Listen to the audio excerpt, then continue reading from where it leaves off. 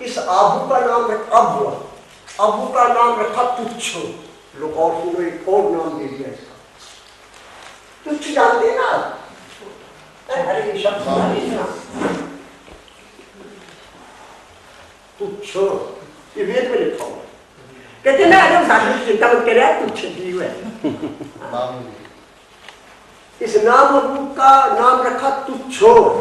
तुच्छ माने कभी होता है कभी नहीं होता है, तो कोई बड़ी बात नहीं है, अभी है अभी नहीं है, ये तुच्छ है, ये अब है, ये नाम रूप है, ये संसार है। ये संसार वृक्ष पैदा हो रहा है बीज में से। वो बीज तो आबू था और वृक्ष ये अब है। हाँ, ये वृक्ष आ गया।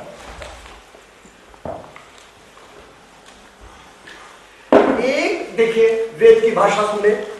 अब वेद की भाषा का ही अनुवाद मात्र है। वेद की भाषा तो मैं बोलूंगा तो आपकी समझ में नहीं आएगी, समझना हो तो फिर संस्कृति पढ़नी पड़े।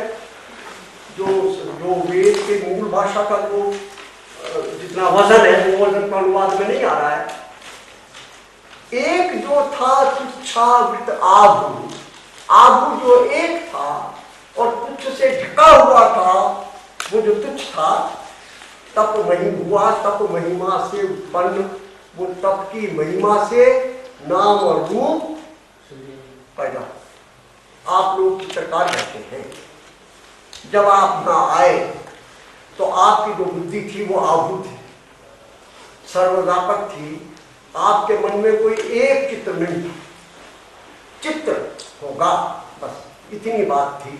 जैसे जैसे हम आगे बढ़ रहे हैं वैसे वैसे वो चित्र जो आपको बनाना है उसका नाम सर डिसाइड कर रहे हैं।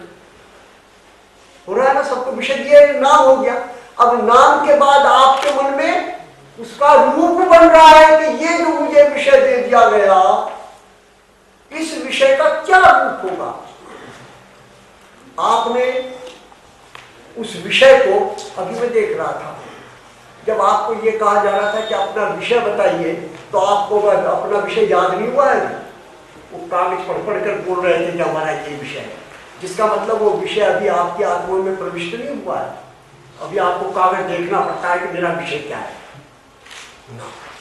चित्र नहीं बन पाएगा। वो जो विषय है जो भी दिया गया, वो विषय तो आपके खोपड़ी में नहीं, हृदय में अंकित हो जाना चाहिए, तब चित्र बनेगा। इसके लिए कागज देखने की मैं पूछूं तुम्हारा विषय क्या है, वो कागज देख के बताता हूँ, कागज बताती क्या विषय है, बात है। समझिए बात। वो विषय सर से मैं कभी सोते में विषय क्या है, ये कागज नहीं देखेंगे, फर्क है, तत्काल बोल देंगे जी आप मुझे संसार वृक्ष का भूल नहीं सकते। तो उसको विषय को, क्योंकि अब ये आभू से आभू बढ़ना है, जो एक डिम, एक धुंधला सा जो एक मन में भाव था, चित्र बनाना है।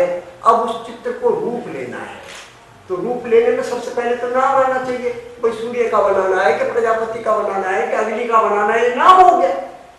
अब वो प्रजापति और सूर्य और अग्नि, उसका रूप जब तक आपकी आंखों के सामने, मुझे नहीं मालूम चित्रकार क्या कहते हैं, पर मैं जैसा समझ रहा हूं, जब तक उसका रूप आपके मस्तिष्क में कहीं अंकित नहीं हो जाएगा तो कलम कहाँ काम करेगी।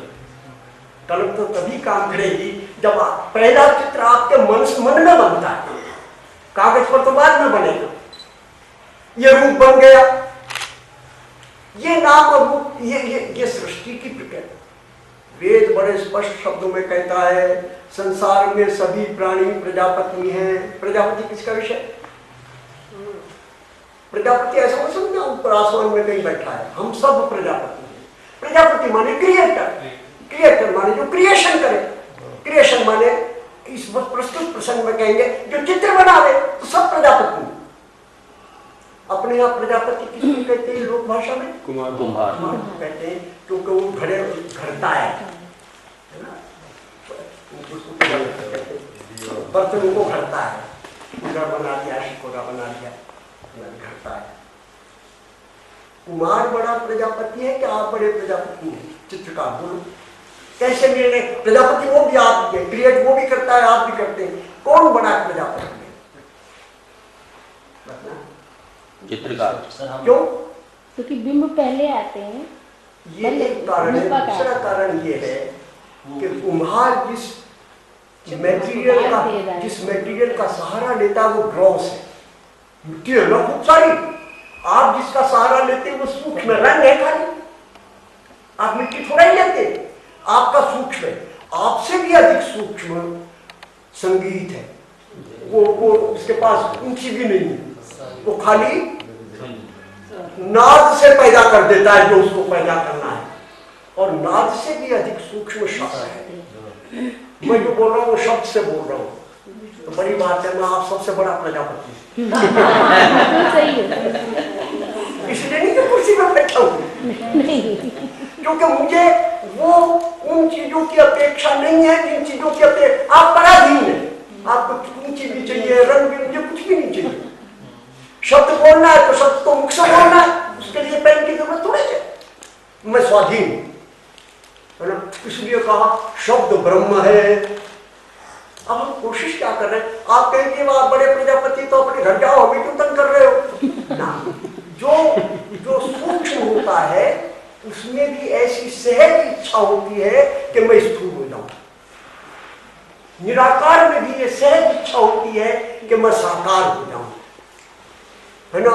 तो ब्रह्म भी बेचारा अकेला ही बैठा हुआ था आबू, उसमें भी ये इच्छा हो जाएगी बहुत सारे हो जाऊं। ये सहज इच्छा है, मैनिफेस्टेशन की, अभिव्यक्ति की, है ना। तो वेद के ऋषि तो एक शब्द बोला, उस शब्द का मैं दूसरे शब्द से सहारा ले रहा हूं, और उस शब्द का सहारा लेकर मैं चाह रहा हूं कि आप रेखा और रंगों का सहारा ले, ताकि वो और स्थूल हो जाए। आज वो कल तो आई थी वो शिल्प वाली जो है महिला, शिल्प का है ना उनका विषय, परसों हाँ उनका तो शिल्प विषय है ना। हाँ शिल्प है, स्थापत्य है। तो अभिव्यक्ति का एक साधन, सबसे अधिक सूक्ष्म साधन वेद वाला शब्द, शब्द के बाद नाद, संगीत। तो वेद में नाद भी है। वेद को जब आदमी बोलता है, आप लोग वेद पाठ जानने वाला थोड़े बैठा है, सस्वर वेद पाठ कर सकने वाला कोई नहीं है। ब्राह्मण बहुत सारे हैं पर सस्वर वेद पाठ करने वाले लोग नहीं। वो आप देखेंगे वेद का पाठ होता है तो वो खाली शब्द ही नहीं बोलता है, उसमें एक नाद भी होता है, वो संगीत भी है, शाम का आरती नाद है। वो एक अभिव्यक्ति हो गई। उस अभिव्यक्ति के बाद तीसरे नंबर पर जो अभिव्यक्ति आएगी वो चित्र की आएगी।